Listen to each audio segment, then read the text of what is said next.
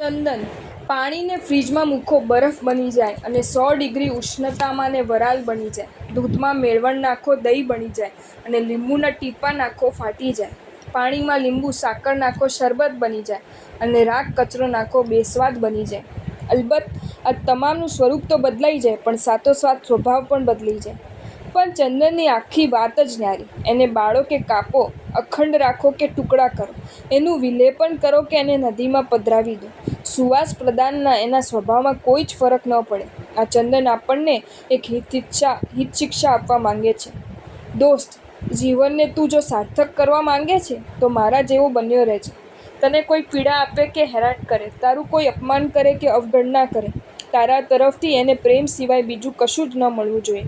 આખરે તારો આત્મા પરમાત્મા બનવાની કાચી ધાતુ જ છે ને. જો તમને આ વિડીયો ગમ્યો હોય તો આ વિડીયોને લાઈક કરો અને મારી ચેનલ જૈન ફેક્ટ્સ એન્ડ સ્ટોરીઝને સબસ્ક્રાઈબ કરો. ધન્યવાદ.